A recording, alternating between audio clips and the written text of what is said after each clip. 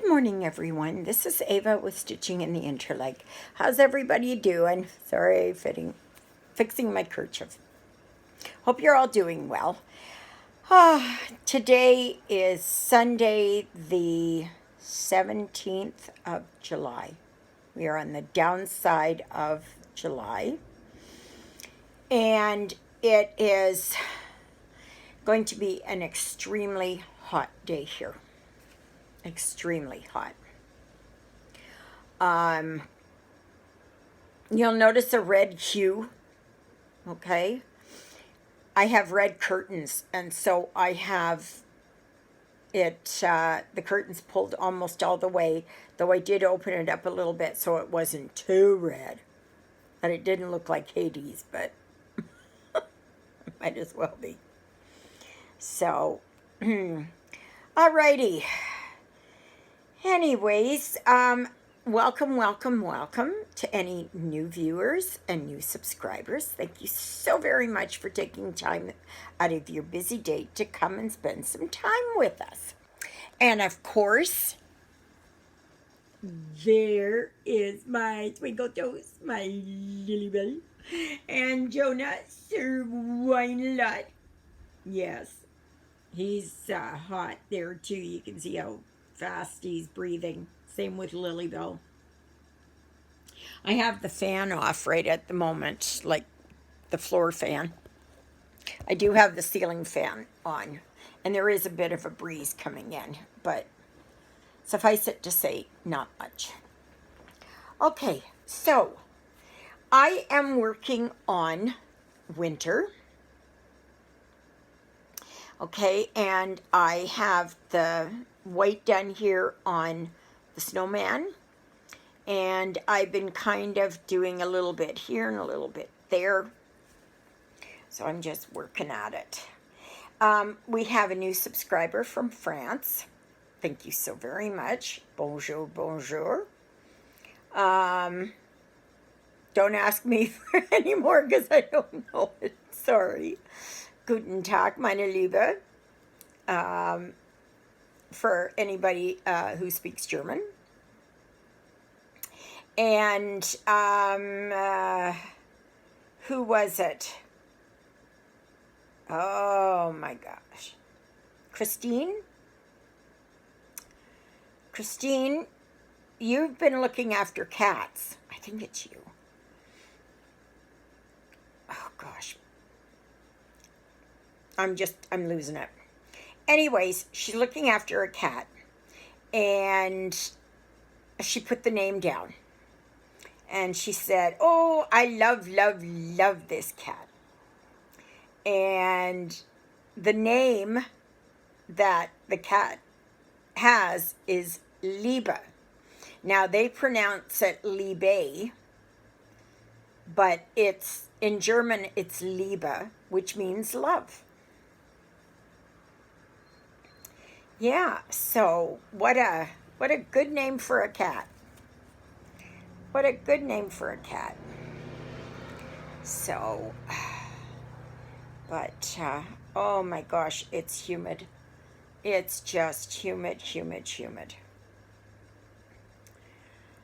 But the breeze is ever so nice. And, so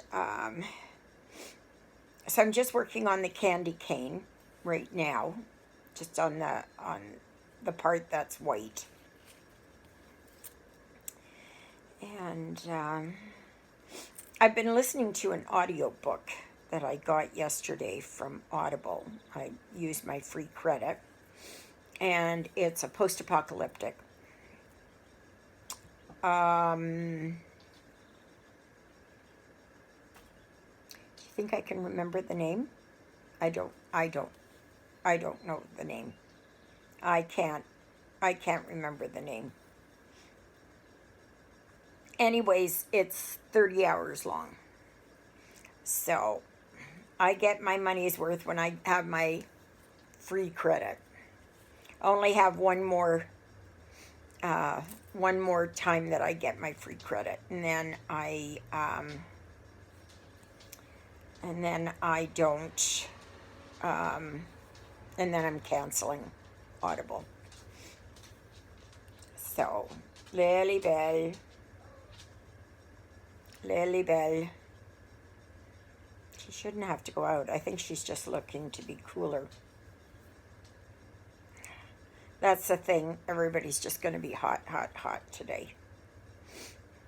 So my new shower head works fantastic. Oh my gosh, does it ever work? Oh my gosh, does it ever work? I got in there and I had such a shower. Oh, and well worth it. I got it. I got the shower head through Amazon during the Prime Day, and it was just awesome. Well worth the money. So I paid $19.05, I think. And that was the after all the sales. So and that included the tax. So, oh my gosh, I'm just sweating. So, yeah. But otherwise, this audiobook is turning out to be very good. The narrator is Stacy Glambowski, or Glabowski, something like that. I don't know if there's an M in there. She's a very good narrator. She can do women's voices, men's voices, kids' voices, elderly voices. She's fantastic. So if you ever look for an audiobook and you get one that has Stacy Glabowski, I think that's what it is, Glabowski, then get it, because she does awesome reading. I've had her quite a few times on other audiobooks, and she's fantastic. So, now somebody was asking about treasure braid, and if the treasure braid will work on an 18 count. I don't think it will. I think it's too thick. It works perfect for a 14 count. 16 count, yeah, I think it would still go, but not for an 18. I think it's way too thick for that. You're better off to get a Krennic or something. Something like that. Or maybe you can find, I mean, this is petite treasure braid, right? So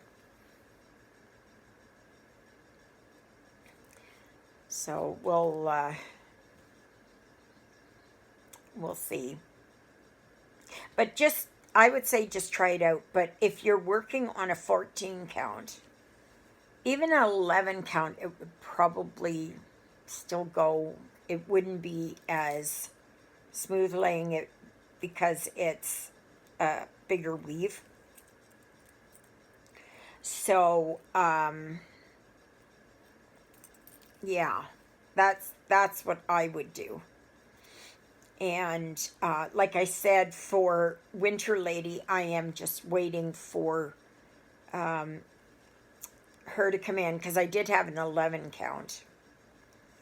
And did I want to put beads in there? I think so. So I'm going to do here. Yeah, wherever I can put beads, I will put beads. And I would suggest if you're working on these, I regret not doing that for autumn. I don't know what I was thinking. Or did I put, I thought I put a couple of leaves on there. I might have done that.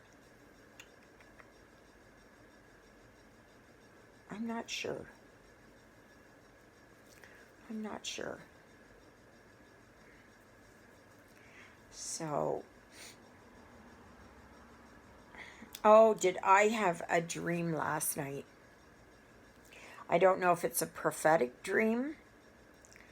I'm not sure, but the last couple of nights, I've been having some really, and they say that if you really remember your dreams and you remember the feelings and emotions in those dreams, then it's something to really pay attention to. So anyway, this dream last night, and I'll tell you about the one from yesterday, was that Lyle and I, Lyle was my husband, we had walked to Walmart. I don't know where we live, but we had walked to Walmart. And when we got to Walmart, there was this room, and everybody had to go into this room, and you had to get photographed, and it was part of a government program. Okay? And you could not go shopping without having your photograph taken, and then of course you'd get a card. But also in the room, there were tables where it showed, like they'd have 6 cans of soup and they'd be packed together, 8 cans of vegetables and whatever, right? 2 cans of fruit, whatever it was. And I was saying, rations. Those are rations. And I just kept saying, why are you people going along with this? These are rations.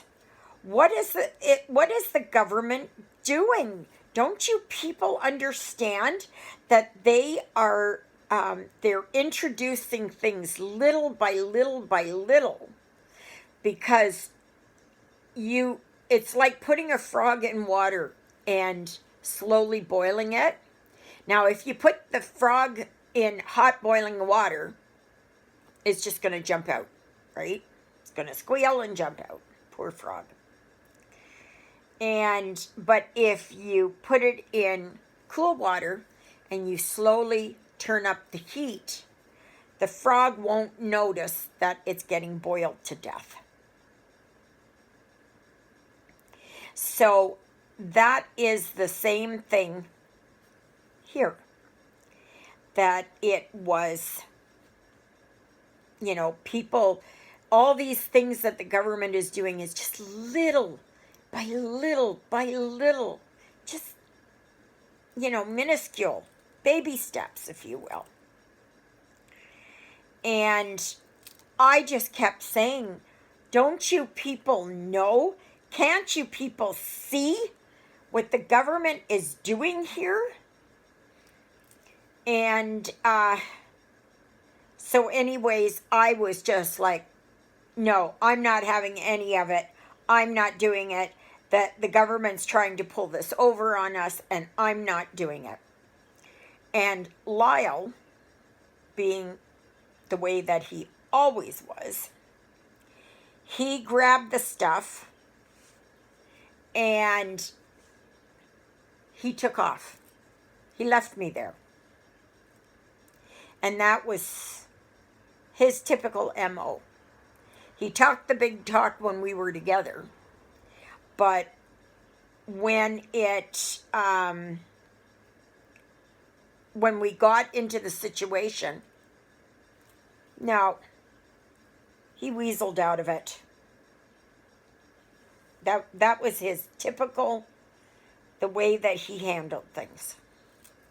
You know, he'd complain and everything else, and he wouldn't say a word to anybody when the time came. And so the night before, and that's where my dream ended, where I ended up walking and he was way ahead. And the dream that I had the night before, and they're kind of all tied in together. There was Lyle and I in the big truck. He was driving. My boys, Christopher and Jeffrey, were in the back seat, but they were young kids, like they were 4 or 5 years old. And then we had 2 hounds. I don't know which hounds they were, but they were 2 hounds. And he was driving along the road, and up ahead there was a gorge, okay, and there was a big bridge crossing over the gorge, and it was a 2-lane highway. I remember that. And he was driving along, and he was making the last turn, you know, like it was coming like this, and the bridge was here. So instead of going where the bridge was, he decided he was going to go off. And I'm yelling, and once I realize what's going on, and we're going down, you know, down, and I was screaming at him, "What are you doing? What are you doing? Stop, stop!" And he wouldn't stop. So then I believe I pulled the handbrake and I put the air brakes on, because you can do it. There's a air brake button that stops the tractor. There is one that stops the trailer. But I also put the handbrake on. And we stopped. The truck stopped. And we were this far away from going over. And I could see outside through the windshield. I could see the drop-off. And we were just barely there. And I was yelling at him. I said, what are you doing? What are you doing? And he just looked at me like just total apathy. No emotions. No nothing. Just, he didn't care. He didn't, nothing. He just didn't care. He just wanted to do what he wanted to do, and that was to take us all out. Now, I know many of you know this, okay, that on the 9th of August, 2008, my husband shot himself. And he died, of course. And I know it's coming up to the anniversary date. I gotcha. And this sometimes happen. Well, it does happen every year. I will have dreams and stuff like that. But the thing was, in this dream that I had, like he just got out of the truck, and the tow truck was there trying to pull us back, and you know, I got the boys out and the hounds out, and I said, "What were you doing? What were you thinking?" Nothing. He had no answer. He had no emotion. He had no nothing. And Lyle wanted what Lyle wanted. And he wanted that. So, yeah. So, could it be that I'm still working things through? Probably. Could it be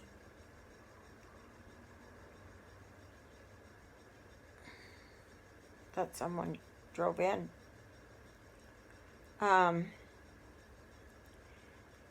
Could it be something? I don't know. I don't know. It's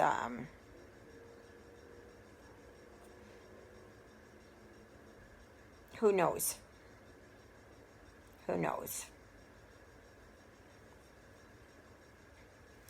And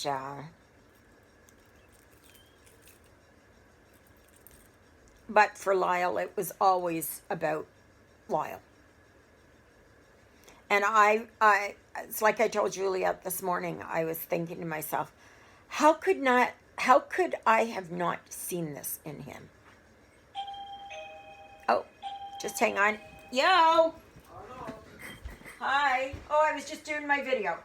Just a minute, let me say goodbye. All right, everyone, I guess that's it. Juliet and John just rolled in. I guess they want me to look up a belt for one of the lawnmowers, so I'm going to go off and do that. So, may you be happy, may you be healthy, may you be well. May God bless you this day and every day. God loves you, and so do I, and so does Lilybell, and so does Juliet and John and Jonah. Hey, Jonah. Juliet, say hello. Hello. That's typical Juliet. Anyways, I'll talk to you tomorrow, God willing. Toodaloodles, everybody.